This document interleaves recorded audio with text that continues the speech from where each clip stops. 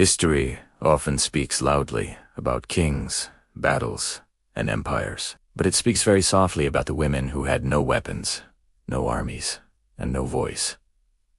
The story is about those women. It's a chapter of history that is often whispered, not because it was unimportant, but because it was too uncomfortable, too painful to record in detail. This is a story about power, faith, war, and the profound silence that follows. Imagine the 16th century. The Ottoman Empire is at the zenith of its power, a formidable force whose influence stretches across continents. Its fleets, commanded by fearsome corsairs, patrolled the Mediterranean Sea. For the coastal towns of Italy, this was an age of anxiety.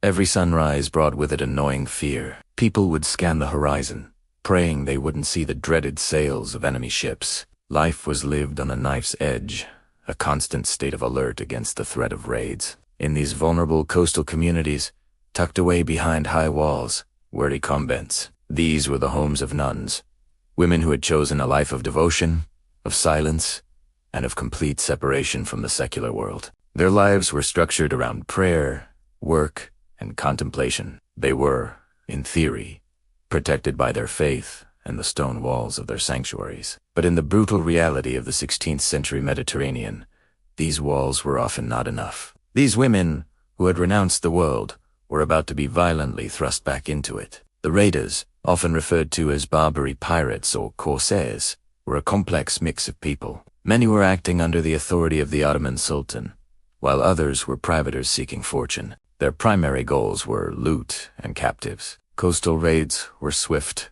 brutal, and terrifyingly efficient. They would storm ashore, overwhelming local defenses, seizing anything and anyone of value. People captured in these raids faced a grim future, being sold in the bustling slave markets of North Africa and the Ottoman Empire. For the men captured, their fate often involved hard laboring in the galleys, working in quarries or construction. For the women, the future was often even more terrifying. And among the most vulnerable, and in a twisted way, the most prized, were the nuns. Why were nuns specifically targeted? To the raiders, they represented a potent symbol. Capturing a nun was more than just taking another person. It was a symbolic victory over Christianity, a demonstration of power that struck at the very heart of their enemy's faith. Furthermore, nuns often came from noble or wealthy families.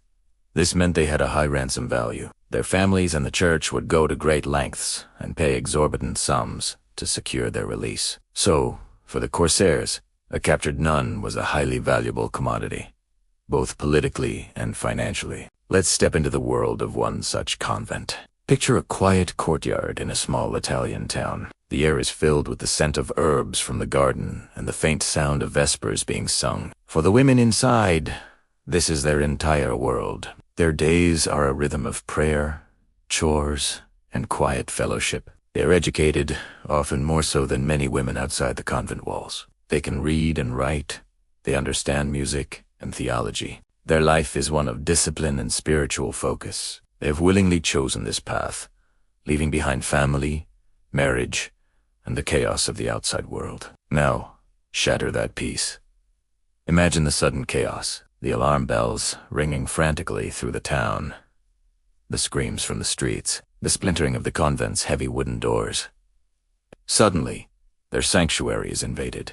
Men with weapons, speaking a language they don't understand, storm into their cloistered world. The silence is broken by violence. The sacred space is desecrated. What happened next is where the historical record often falls silent. The chronicles of the time, usually written by male clergy or city officials, would mention the raid. They would list the damage, the number of people taken. But when it came to the specific fate of the captured nuns, the language becomes vague, evasive. They might write that the nuns suffered a fate worse than death, a chilling euphemism that left the details to the imagination. Why this silence? It wasn't because their fate didn't matter. It mattered immensely. But it was a deeply uncomfortable truth for a society built on honor, purity, and rigid gender roles. To speak openly about what these consecrated women endured was to confront a reality that was too painful, too shameful for the patriarchal society of the time. For a nun, a bride of Christ, To be subjected to such violation was a profound theological and social crisis. It was easier to shroud their suffering in silence, to preserve a sense of order, even if it meant erasing the lived experience of these women. But through fragments, letters, ransom negotiations, personal testimonies from those who were eventually freed, we can piece together a harrowing picture. After the violent chaos of the raid, the captured nuns would be herded onto ships. They were stripped of their habits, their identities. They were now captives, property. The sea voyage itself was an ordeal, cramped, filthy conditions, with the constant terror of what lay ahead. Upon arrival in a port like Algiers or Tunis, they would be paraded through the streets and taken to the slave market. Here, they were inspected like livestock. Their value was assessed based on their age, health, and perceived beauty. For a woman who had dedicated her life to spiritual modesty, this public objectification was a profound form of degradation. The most fortunate among them were those whose families had the means to pay a ransom. The process was long and arduous. It involved religious orders, like the Trinitarians and the Mercedarians, who specialized in ransoming captives. These friars would travel to North Africa, navigating a complex web of negotiations to buy back the freedom of Christians. Letters would go back and forth for months, sometimes years. The nuns who were eventually ransomed would return home, but they were not the same. They carried deep psychological and physical scars. Their communities often didn't know how to welcome them back. They were seen as tainted, their purity compromised, even though they were victims. Some were quietly sent to remote convents, their stories once again silenced, this time by their own side. But many were never ransomed. What was their fate? Some were sold into the households of wealthy merchants or officials, where they became domestic slaves. Others, particularly the younger and more attractive ones, were destined for the harems of the powerful, including the Sultan's harem in Istanbul, the Topkapi Palace, the heart of the Ottoman Empire. Inside its walls was a world of incredible luxury, but also of gilded captivity. The imperial harem. This was a highly structured, hierarchical society of its own, populated by hundreds of women from all corners of the empire and beyond. For a European nun, being forced into this environment was a complete and total dislocation. Everything was alien. The language, the food, the customs, the religion, their Christian faith, the very core of their identity, was now a liability. They were pressured to convert to Islam.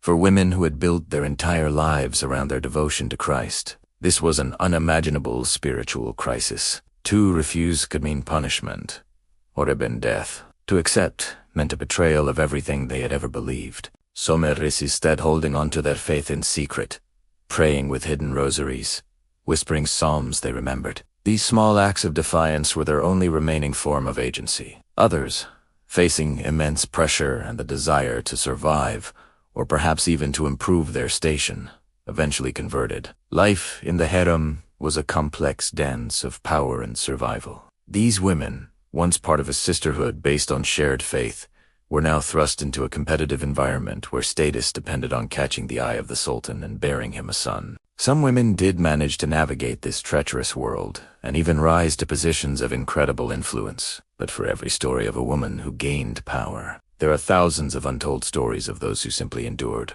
lost in the vastness of the harem, their names and histories forgotten. The story of these captured nuns is a powerful reminder that history is not a monolithic narrative. It's a mosaic of countless individual experiences.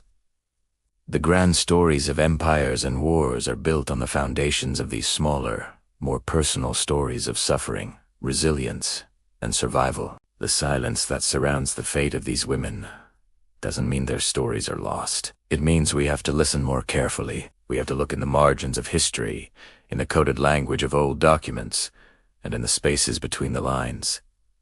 These women were not passive victims. In their resistance, whether through quiet prayer or the desperate struggle for survival, they demonstrated immense strength. Their faith was tested in the most extreme way imaginable. Their bodies were captured, but for many, their inner spirit remained a sanctuary that no one could breach. Their story challenges us to think about how we remember the past, whose stories get told, and whose are silenced. It's a story that forces us to confront uncomfortable truths about violence, power, and the vulnerability of women in times of conflict, a theme that sadly remains relevant today. The history of these Italian nuns is a quiet testament to the resilience of the human spirit in the face of unspeakable hardship. It's a whisper from the past, reminding us of the countless voices that have been silenced, waiting for us to finally listen. Have you ever heard of Barbarossa, the legendary pirate king of the Mediterranean? What if I told you his story was just a small part of a much larger, more terrifying chapter in history? For centuries, the shadow of the Ottoman Empire loomed over the coasts of Europe.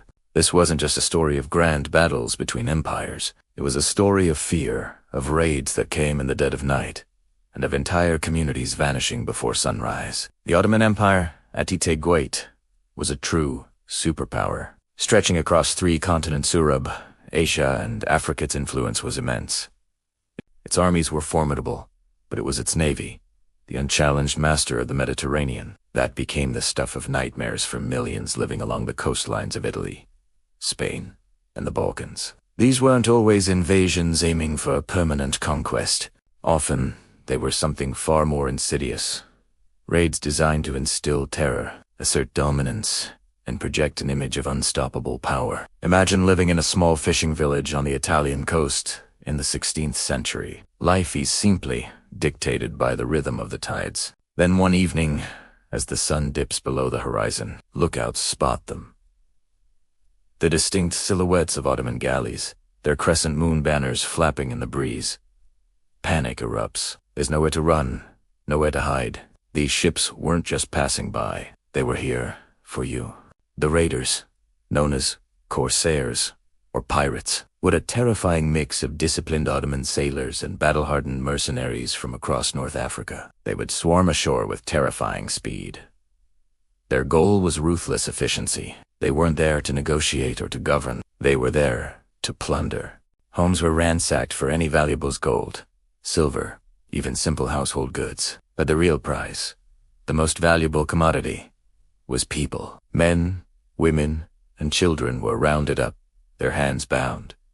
Families were torn apart in an instant. Those who resisted were often cut down where they stood. The screams would echo through the night as the village that had stood for generations was put to the torch. By dawn, the raiders would be gone, their ships heavy with loot and human cargo, leaving behind a smoldering ruin and a silence more terrifying than the chaos that had preceded it. For the survivors, the psychological scars would last a lifetime.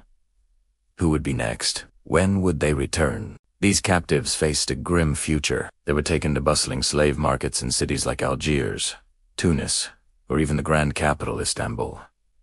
Their fates varied wildly. Some men were forced into servitude as galley slaves, condemned to a life of hard labor, rowing the very ships that had captured them. Others, particularly those with valuable skills, might be sold to wealthy households. Women often ended up in harems as their old lives completely erased.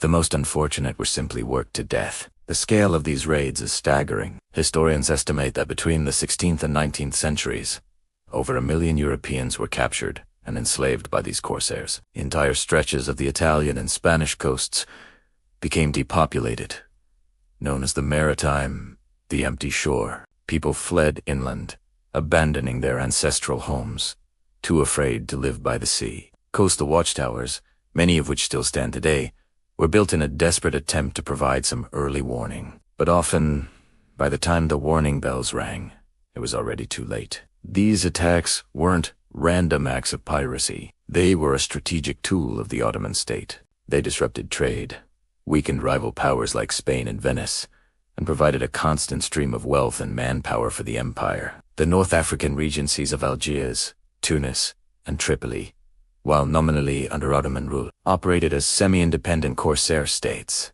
Their entire economies built on this brutal trade.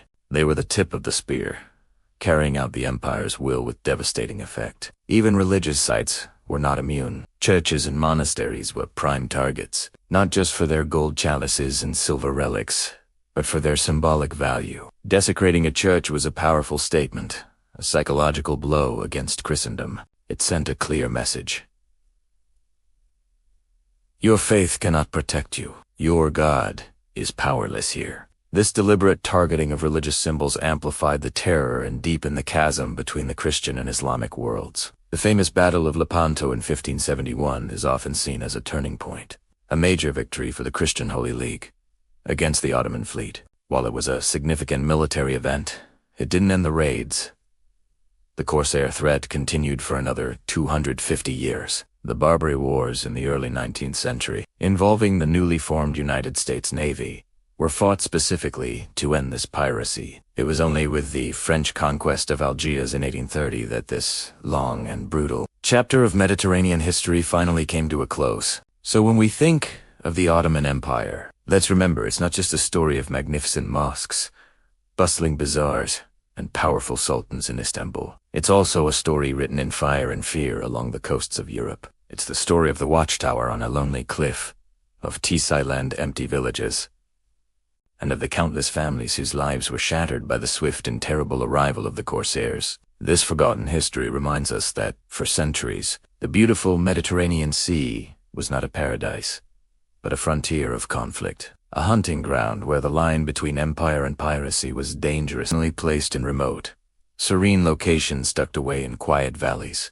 perched on scenic clifftops, overlooking the sea. The very architecture spoke of tranquility, not conflict. They were places for contemplation, prayer, and quiet work. Their walls were meant to keep the world out, but not in a military sense. They were porous, open to pilgrims, to the needy, and to the natural beauty that surrounded them. These were not fortresses, they were sanctuaries. Inside these sanctuaries lived communities of monks and nuns. Let's focus on the nuns for a moment. These were women who had made a profound choice. They had renounced worldly possessions, marriage, and a conventional life to devote themselves entirely to God. Their days were structured around a rhythm of prayer, worship, and service. They tended gardens, cared for the sick, educated children, and created beautiful works of art and literature. Their convents were centers of learning and charity, beacons of stability in a often chaotic world. Now, imagine living in one of these coastal convents. Your life is peaceful, predictable. You trust in the sanctity of your calling. You believe that your devotion, your very identity as a bride of Christ, places you under a special, divine protection. Surely, no one would dare to harm women consecrated to God. It would be an act of sacrilege, a sin so profound that even the most hardened soldier would hesitate. This belief wasn't just naive hope.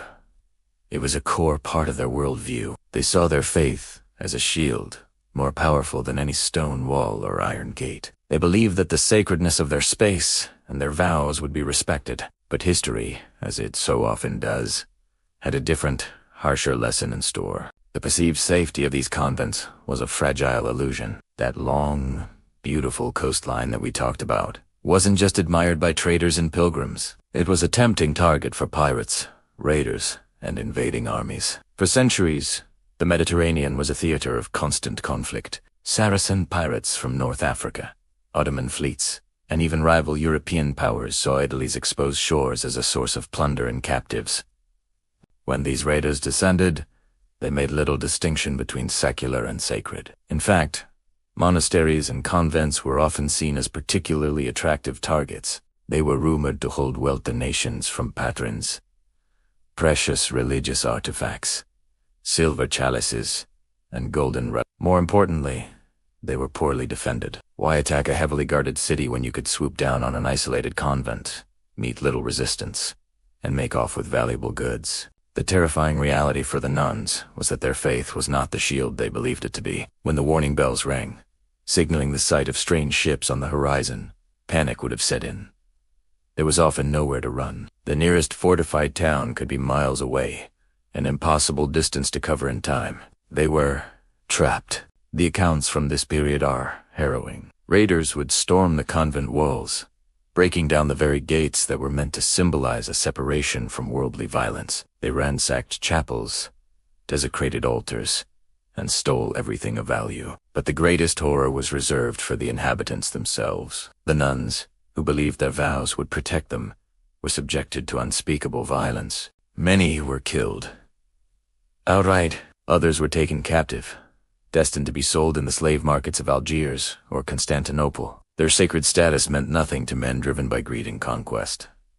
Think about the psychological devastation. It wasn't just the physical violence. It was the shattering of their entire belief system. The God they had dedicated their lives to had not intervened. The sacred space they called home had been violated. The shield of faith had been proven to be utterly permeable. For those who survived, the trauma was immense. They had witnessed their sisters murdered, their sacred home destroyed, and their deepest beliefs shaken to the core. One of the most famous and tragic examples is the sack of Otranto in 1480 by an Ottoman fleet. While the story often focuses on the 800 male martyrs who refused to convert, the fate of the women in the region, including those in religious orders, was equally grim. They were captured and enslaved, their lives irrevocably shattered. This wasn't an isolated incident. All along the Italian coast, from Sicily to Liguria, similar stories played out time and time again. Coastal watchtowers were built to provide some warning, but they were often too little,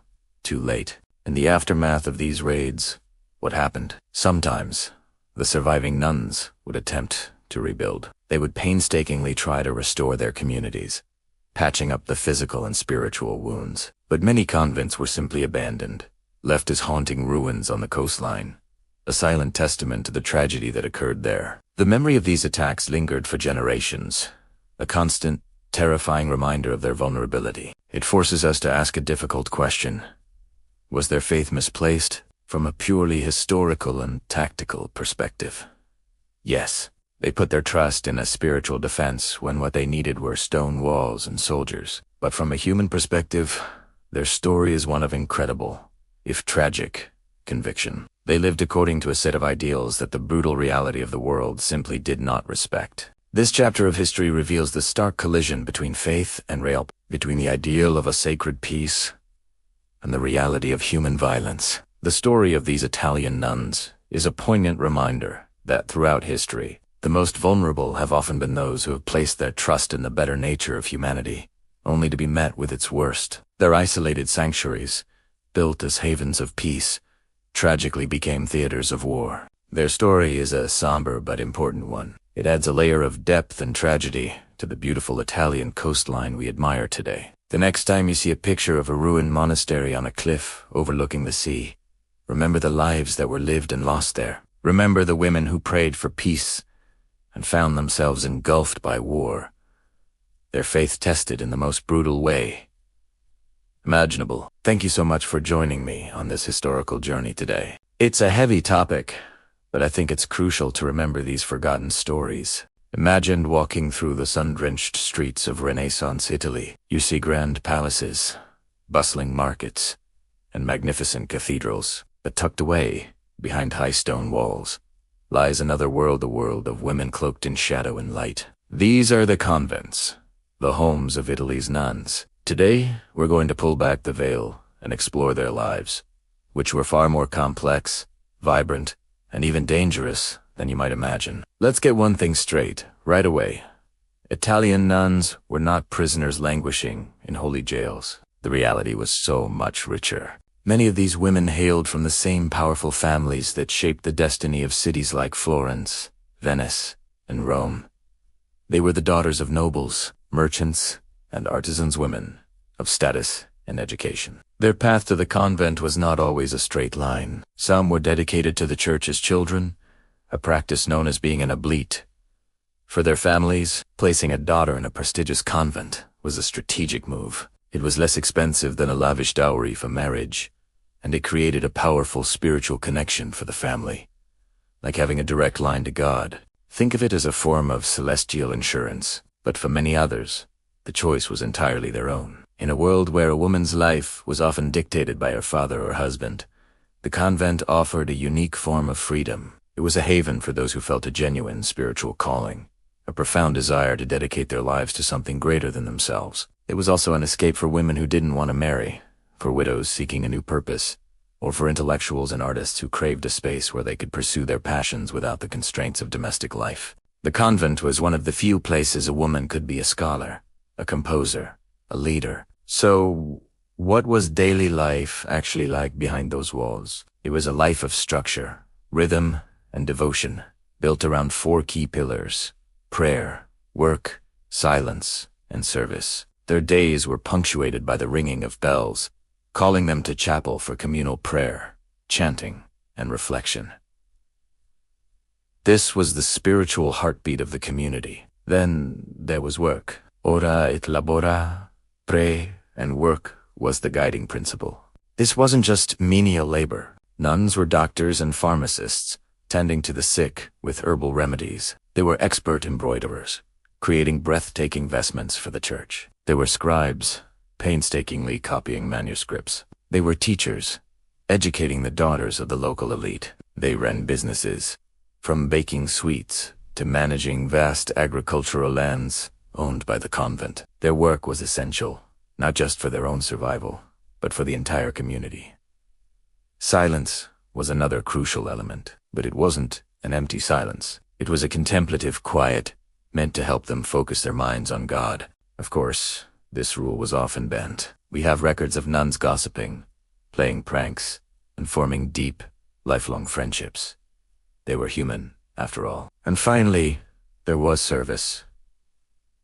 This extended beyond the convent walls. They cared for the poor, offered shelter to travelers, and provided a spiritual anchor for the surrounding town. Their lives were outwardly simple, yet they were deeply integrated into the fabric of society. In entering the convent, a nun gave up 3 things the secular world held most dear: personal property, a husband, and children. They took vows of poverty, chastity, and obedience. Their simple habit replaced fine silks. Their small, sparse cell replaced a family home. Their identity was no longer tied to their father's name or their husband's status. Instead, their identity became their faith. They were brides of Christ. This wasn't just a metaphor.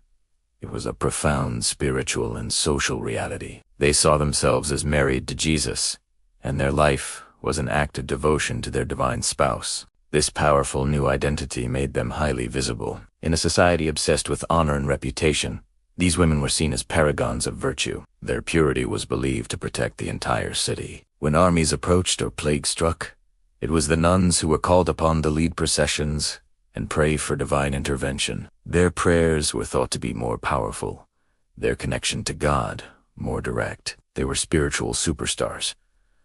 But this visibility came with a dark side. It made them vulnerable.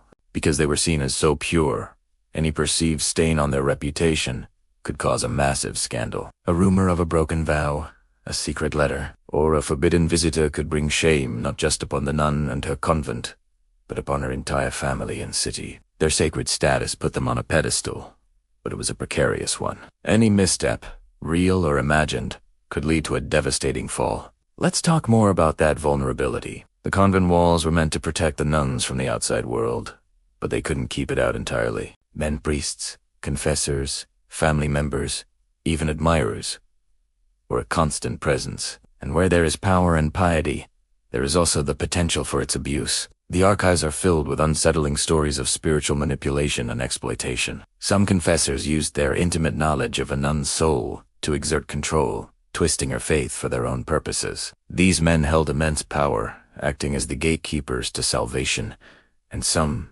tragically, abused that trust. There were also cases of what was called solicitation in the confessional, where a priest would use the sacrament of confession to make improper advances. This was considered a grievous crime, not just against the woman, but against God himself. The Inquisition, the Church's powerful judicial arm, took these accusations very seriously. The trials were secret and harrowing. A nun would have to recount her experience in detail.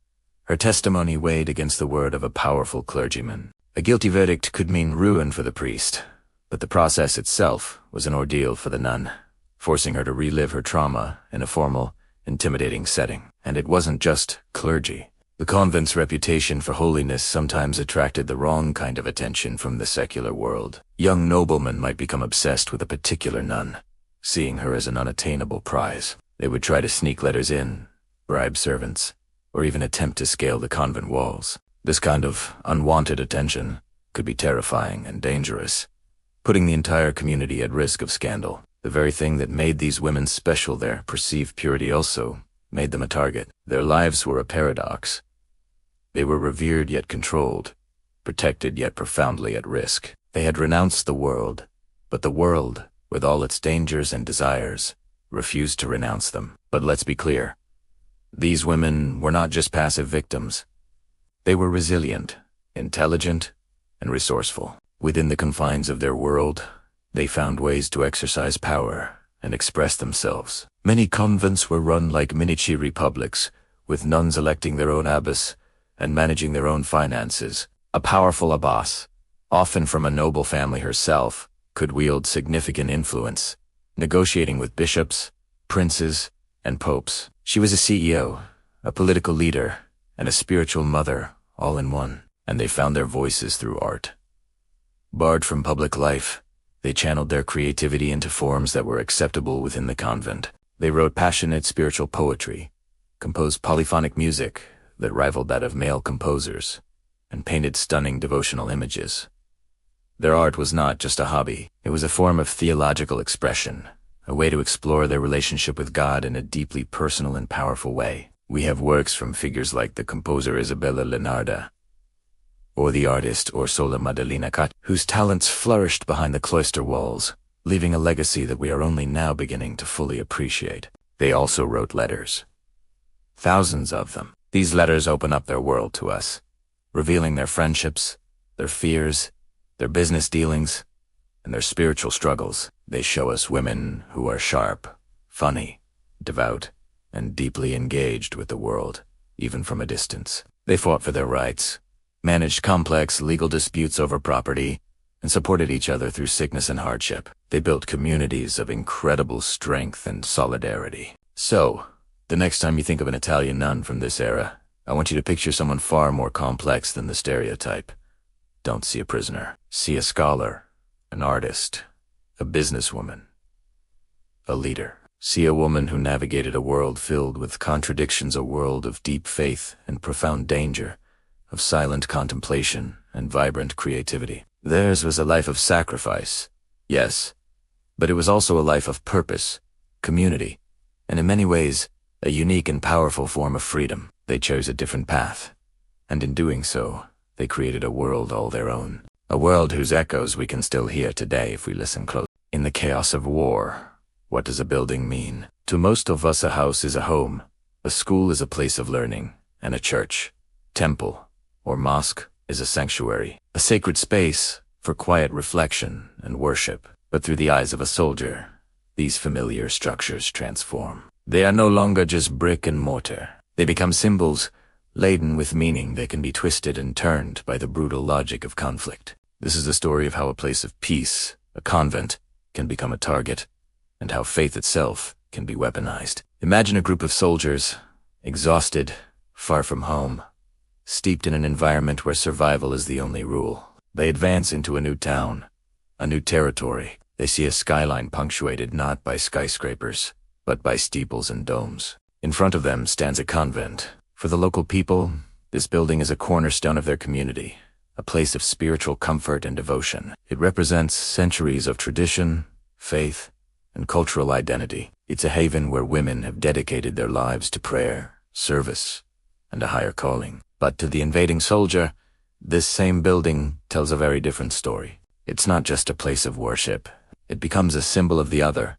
It represents a different religion, a different set of beliefs, a different worldview. In the stark, black and white thinking that war often fosters, this otherness is equated with the enemy. The convent is no longer seen as a neutral, holy ground. It's perceived as an extension of the opposing force's power and culture. Destroying it or defiling it is seen as a way to strike a blow against the very heart of the enemy as society. It's a psychological attack, meant to demoralize and break the spirit of the people. This symbolic view of architecture is a recurring theme throughout history. Think of the great cathedrals bombed during World War II, or ancient temples destroyed in modern conflicts. The attackers aren't just trying to gain a tactical advantage. They are trying to erase a culture, to say, your history, your beliefs, your God, they are powerless before us. The physical destruction is secondary to the symbolic victory it represents. When a soldier sees a religious building, they might not see the intricate art, the peaceful sanctuary, or the community it serves.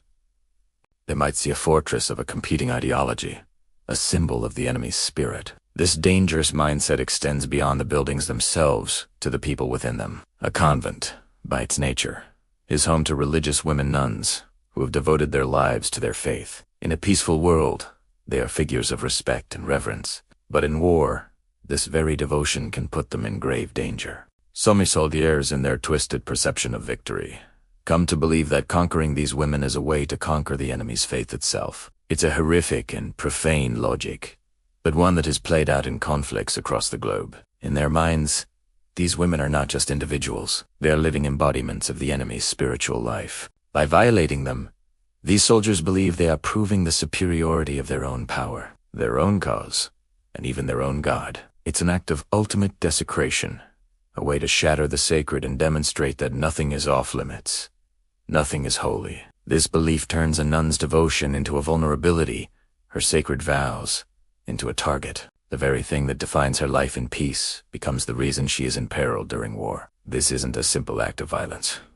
It's a calculated assault on the enemy's morale. If even the most sacred symbols and purest representatives of a culture can be broken, what hope is left? It's a message of total domination, designed to crush the will to resist. The convent, once a symbol of peace and divine protection, becomes a symbol of helplessness and violation. The attack is not just on a building or a person, it's an attack on an entire belief system. We must understand that this is not about the inherent nature of soldiers. Many soldiers are honorable people caught in horrific circumstances. But war has a way of dehumanizing everyone involved. It strips away the nuances of everyday life and replaces them with a brutal, simplistic code of us versus them. In this environment, long-held moral and ethical lines become blurred or erased entirely. A man who would never dream of harming a woman or disrespecting a holy place in his hometown can be conditioned to see both as legitimate targets in a war zone. The psychological pressure is immense. Soldiers are trained to see the world in terms of threats and objectives. A tall church steeple isn't a beautiful piece of architecture, it's a potential sniper's nest. A walled convent isn't a private sanctuary, it's a defensible position. This tactical mindset, necessary for survival on the battlefield, can easily bleed into a symbolic one. The building becomes a representation of enemy territory, and the people inside, part of that territory to be conquered. This tragic dynamic highlights the profound and devastating impact of war on our shared human values. It shows how easily the sacred can be made profane, how symbols of peace can be turned into targets of hate. The convent in our story stands as a powerful reminder of this. It's a testament to the fact that in war, the first casualty is often not a soldier, but our collective sense of humanity. The buildings are just stone and wood, but what they represent faiths, culture. Community can be shattered with devastating consequences that last long after the fighting has stopped. When we look at the history of conflict, we see this pattern repeated again and again. It's a dark aspect of human nature that emerges when the structures of civilized society collapse. It is a warning about what happens when we stop seeing people as people and start seeing them as symbols of something we hate or fear. The story of the convent is not just a story about war. It's a story about the fragility of peace, the importance of empathy, and the danger of letting ideology blind us to the humanity of others. It forces us to ask ourselves, in a world torn by conflict, what does it take to protect not just our buildings, but the sacred values they represent? How do we ensure that a place of devotion never again becomes a place of danger? Thank you for watching. If this story made you think, please consider subscribing for more deep dives into the complexities of our world. Stay curious and stay compassionate.